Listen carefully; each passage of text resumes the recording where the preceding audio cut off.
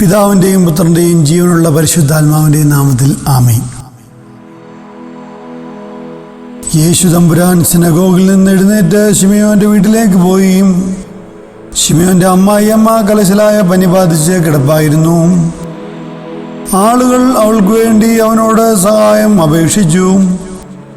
അവൻ അവളുടെ അടുത്തെത്തി പനിയെ ശാസിച്ചു. അതവളെ വിട്ടുമാറി. ഉടനെ അവൾ എഴുന്നേറ്റ് അവരെ ശുശ്രൂഷിച്ചു.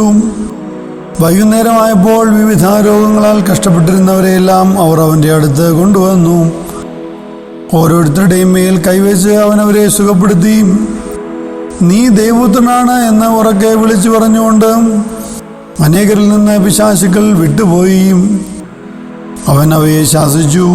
താൻ ക്രിസ്തുവാണെന്ന് അവയ്ക്ക് അറിയാമായിരുന്നതുകൊണ്ട് അവൻ അവയെ സംസാരിക്കുവാൻ അനുവദിച്ചില്ല. ദൈവമേ, എനിക്ക് യോഗ്യമാകുന്നു. കർത്താവിനാൽ അനുഗ്രഹിക്കപ്പെടുന്നവരെ, ഇന്ന് നമ്മൾ വായിച്ചു കേട്ട സുവിശേഷ ഭാഗം വിശുദ്ധ ലൂക്കോസിൻ്റെ സുവിശേഷം 4-ാം അധ്യായം 38 മുതൽ 41 വരെയുള്ള തിരുവചനങ്ങളാണ്. പരിശുദ്ധമായ പെന്തക്കോസ്തിയുടെ കാലഘട്ടത്തിലൂടെയാണ് നമ്മൾ കടന്നു പോവുക.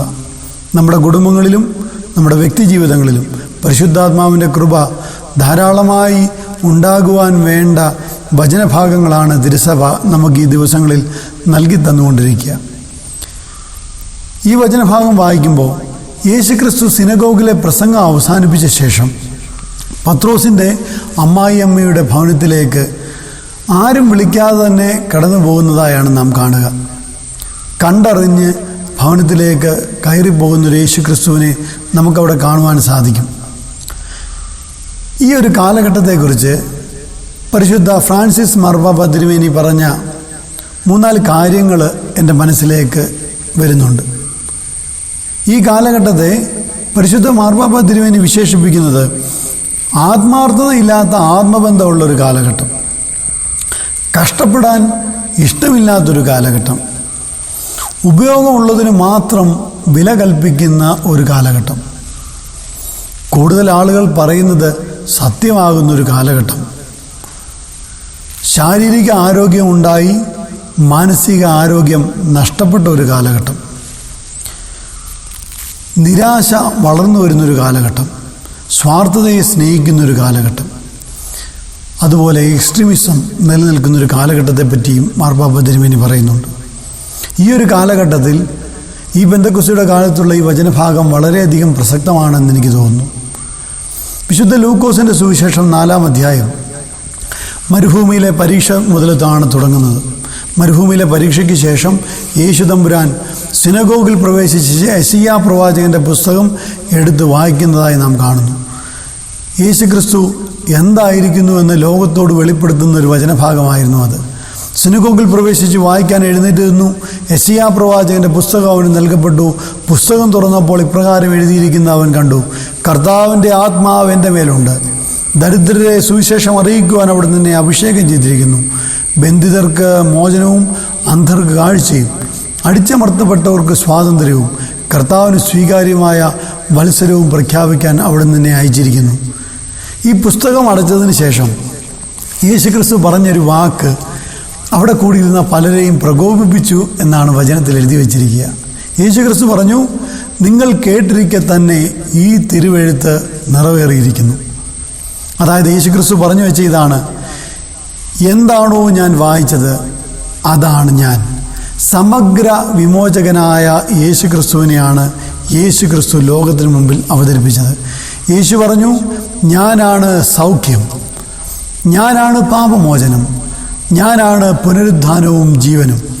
യേശുക്രിസ്തു സൗഖ്യം കൊടുക്കുന്നതിലുപരിയായി സൗഖ്യമായി മാറിയ ആളാണ്. അതുകൊണ്ടാണ് വിശുദ്ധ ലൂക്കോസ് സുവിശേഷം ലൂക്കോസിനെ കുറിച്ച് പറയുക, ലൂക്കോസ് വിജാതീയ മാതാപിതാക്കളിൽ നിന്ന് ജനിച്ച ആളാണ്. വിശുദ്ധ പൗലോസിൻ്റെ ഒരുറ്റ സ്നേഹിതനായിരുന്നു. അദ്ദേഹത്തോടൊപ്പം കാരാഗൃഹവാസം അദ്ദേഹം അനുഭവിച്ചിട്ടുണ്ട്. പ്രേക്ഷിത യാത്രകളിൽ പൗലോസിനോടൊപ്പം കൂടെ ഉണ്ടായിരുന്ന ആളാണ് വിശുദ്ധ ലൂക്കോസ്. രക്ഷാകര ദൗത്യം, രക്ഷാകര കർമ്മം പൂർത്തിയാകുന്നത് വിജാതിയരെ കൂടി ഉൾക്കൊള്ളുമ്പോഴാണ് എന്നാണ് ഈ ലൂക്കോസ് സുവിശേഷങ്ങളിൽ മുഴുവൻ പറഞ്ഞു വയ്ക്കുക. അദ്ദേഹം അതുകൊണ്ടാണ് ഇപ്രകാരം എഴുതി വച്ചിരിക്കുന്നത്. യേശുക്രിസ്തുവിൻ്റെ ഈ നയപ്രഖ്യാപനത്തിന് ശേഷം, യേശുക്രിസ്തു താൻ എന്താണെന്ന് ലോകത്തിന് വെളിപ്പെടുത്തിയതിന് ശേഷം തുടർന്ന് വരുന്ന വചനഭാഗങ്ങൾ നമ്മൾ വായിക്കുമ്പോൾ ആദ്യം കാണുന്നത് പിശാച് ബാധിതരെ സുഖപ്പെടുത്തുന്ന വചനഭാഗമാണ്. പിന്നീട് കാണുന്നുണ്ട് രോഗികളെ സുഖപ്പെടുത്തുന്നു. അതാണ് അമ്മായിയമ്മയെ, പത്രോസിൻ്റെ അമ്മായിയമ്മയെ സൗഖ്യപ്പെടുത്തുന്ന വചനഭാഗം. അതിനുശേഷം അവരുടെ ആ ഭവനത്തിലേക്ക് കുറേ രോഗികളെ കൂടി കൊണ്ടുവന്ന് സൗഖ്യപ്പെടുത്തുന്നുണ്ട്. അതിനുശേഷം വിടുന്ന വചനഭാഗങ്ങളിൽ കാണുന്നുണ്ട് പാപമോചനം നൽകുന്ന ക്രിസ്തുവിനെ പറ്റി വരച്ച് കാട്ടുന്നുണ്ട്. മരിച്ചവരെ ഉയർത്തെഴുന്നേൽപ്പിക്കുന്ന യേശു ക്രിസ്തുവിനെ പറ്റി കാണുന്നുണ്ട്. ലൂക്കോസ് സുവിശേഷൻ പറഞ്ഞു വയ്ക്കുന്നത് യേശു ക്രിസ്തുവാണ് സൗഖ്യം, യേശു ക്രിസ്തുവാണ് പാപമോചനം, യേശു ക്രിസ്തുവാണ് പുനരുദ്ധാനവും ജീവനും. തന്നിൽ വിശ്വസിക്കുന്നവർക്ക് ഇതിന് സാധ്യമാകുമെന്നും പറഞ്ഞു വയ്ക്കുന്നുണ്ട്. നമ്മൾ ക്രൈസ്തവരായി ജീവിക്കുമ്പോൾ നമുക്കുള്ള ഈ സുവിശേഷ ഭാഗത്തിൽ നിന്നുള്ള ഒരാഹ്വാനം എന്താണെന്ന് ചോദിച്ചാൽ, നമ്മളൊക്കെ സൗഖ്യം കൊടുക്കുന്നു, ഭക്ഷണം കൊടുക്കുന്നു. ഇപ്പോൾ ഈ കോവിഡിൻ്റെ കാലഘട്ടമാണ്. നമ്മൾ ഭക്ഷണ കിറ്റുകളൊക്കെ ആളുകളുടെ വീടുകളിലൊക്കെ കൊടുക്കുന്നുണ്ട്. നമ്മൾ പൈസ കൊടുക്കുന്നുണ്ട്, സാമ്പത്തിക സഹായം നൽകുന്നുണ്ട്, നമ്മൾ പല കാര്യങ്ങൾ നൽകി കൊടുക്കുന്നുണ്ട്. ക്രൈസ്തവരായിട്ടുള്ള ആളുകളെ മറ്റുള്ളവരിൽ നിന്ന് വ്യത്യസ്തമാക്കുന്നത് എന്താണ്? ഉള്ളതിൽ നിന്ന് കൊടുക്കുന്നതല്ല, സൗഖ്യം കൊടുക്കുന്നു എന്ന് പറയുമ്പോൾ സൗഖ്യമായി മാറേണ്ടവനാണ് ക്രൈസ്തവൻ, ഭക്ഷണമായി മാറേണ്ടവനാണ് ക്രൈസ്തവൻ. അവിടെ ഒരു ദൂരമുണ്ട്. സൗഖ്യം കൊടുക്കുന്നതിൽ നിന്ന്, ഭക്ഷണം കൊടുക്കുന്നതിൽ നിന്ന്, പണം കൊടുക്കുന്നതിൽ നിന്ന്, ജലം കൊടുക്കുന്നതിൽ നിന്ന് ജലമായി മാറുന്ന ഒരു ദൂരം, ഭക്ഷണം കൊടുക്കുന്നതിൽ നിന്ന്, നമുക്കുള്ളതിൽ നിന്ന് കൊടുക്കുന്നതിൽ നിന്ന്, നമുക്കുള്ളത് കൊടുക്കുന്നതിൽ നിന്ന് ആ ഉള്ളതായി മാറുന്ന ഒരു ദൂരമാണ് ക്രൈസ്തവൻ്റെ ദൂരമെന്ന് ഞാൻ മനസ്സിലാക്കുന്നു. നമ്മൾ സൗഖ്യമായി മാറേണ്ടവരാണ്, നമ്മൾ ഭക്ഷണമായി മാറേണ്ടവരാണ്, നമ്മൾ ജലമായി മാറേണ്ടവരാണ്. അതിന് ഒരു മുറിപ്പെടലിൻ്റെ ആവശ്യമുണ്ട്. യേശുക്രിസ്തു ചോദിക്കുന്നുണ്ടല്ലോ, പരിശുദ്ധ ദൈവാലയത്തിലേക്ക് വരുമ്പോൾ യേശുക്രിസ്തു ചോദിക്കും, ഞാൻ നിങ്ങളെ സ്നേഹിച്ചു എന്നതിൻ്റെ അടയാളമാണ് എൻ്റെ ഈ കൈകളിൽ കാണുന്ന ആണിപ്പഴുതുകൾ. നിങ്ങളെന്നെ സ്നേഹിച്ചു എന്ന് നിങ്ങൾ വെളിപ്പെടുത്തുന്ന നിങ്ങളുടെ ശരീരത്തിലെ മുറിപ്പാടുകൾ എവിടെ? പ്രിയപ്പെട്ടവരെ, ഓരോ ക്രൈസ്തവൻ്റെ ജീവിതത്തിലും ക്രിസ്തു ആകാനുള്ള ഒരു വിളിയാണ് നമ്മൾ മനസ്സിലാക്കേണ്ടത്.